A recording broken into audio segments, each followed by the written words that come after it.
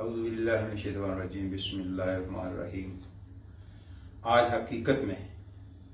نہ تو کسی گورنمنٹ کو ڈیفینڈ کرنے جا رہا ہوں اور نہ کسی پارٹی کو، لیکن میں ان ظالموں کو یہ بتانے جا رہا ہوں کہ جو لوگ افواج پاکستان پر حملہ کر رہے ہیں اس لیے کہ صرف ان کو اقتدار کی بھوک ہے، وہ لوگ جو اپنے بچے بھی پاکستان میں نہیں رکھ سکتے، وہ لوگ جن کا ایک بچہ فوج میں نہیں ہے، ہمیں پتہ ہے کہ ہمارے 70,000 جوانوں نے جو اپنی قوم کے لیے نچھاور کیے ہوئے ہیں، جو شہید ہوئے ہیں، ان کی ماؤں سے پتہ کرو کہ اگر افواج پاکستان کے اوپر کوئی آدمی انگلی اٹھائے گا ہم وہ انگلی کاٹ دیں گے۔ اور یہ وہ لوگ جو اپنے آپ کو بہادر کہتے ہیں، یار بہادر دیکھو، جن کے وہ میں کہوں گا کلچ پلیٹ خراب ہو گئے تھے، جو پلیٹ لسٹ ہیں میں ان کو کلچ پلیٹ کہتا ہوں، صرف 2 مہینے کے لیے جیل میں گئے تھے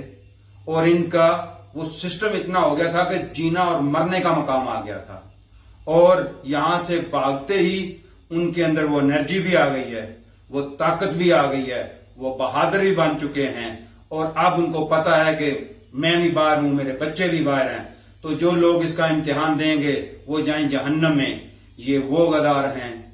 غدار ہیں جو صرف اپنے آپ کے لیے کرتے ہیں، جن کے انڈیا میں آج کل چرچے ہیں، وہ لوگ جو اپنے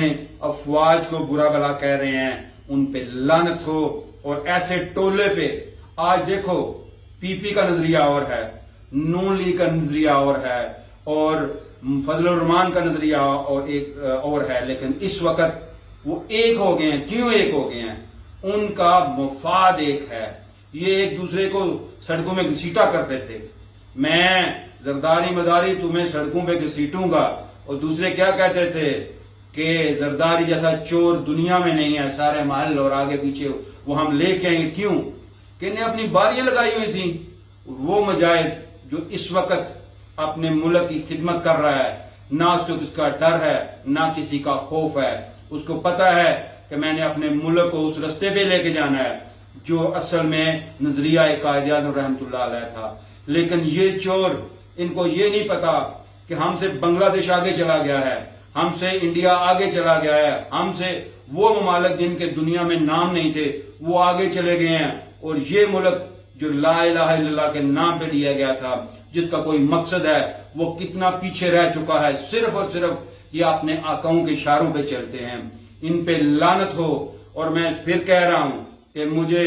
جو آدمی ہماری افواج کی طرف ایک نظر بھی اٹھائے گا، وہ ہم نظر جو ہے وہ پھوڑ دیں گے۔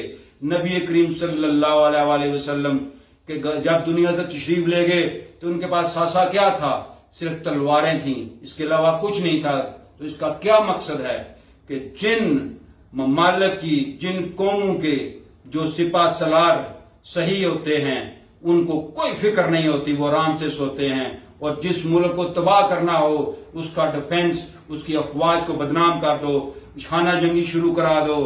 ملک اپنے کو جہنم میں جانے دو۔ لیکن جو باہر کے آقا ہیں، جہاں پہ آپ کے کاروبار چل رہے ہیں، اگر آپ ان کی خاطر اپنی قربانی دے رہے ہیں، یعنی اپنی قربانی کا مراد یہ ہے کہ آپ ہمارے داروں کے خلاف ہو رہے ہیں، ہم تمہارے عزائم کو کبھی بھی جو ہے وہ گندے عزائم کو کبھی کامیاب نہیں ہونے دیں گے۔ ہم اپنی فوج کے لیے اپنی جان بھی حاضر کریں گے، اپنے وطن کے لیے اپنی جان بھی حاضر کریں گے، اور ان غداروں کا قلعہ کما کر کے انشاءاللہ اب یہ قوم جو ہے وہ آرام سے بیٹھے گی۔ قوم کو سمجھ آ گئی ہے کہ ایک دوسرے کو چور چور کہنے والے، یہ ایک دوسرے کے اوپر لان تان کرنے والے اس وقت بھائی بنے ہوئے ہیں۔ ان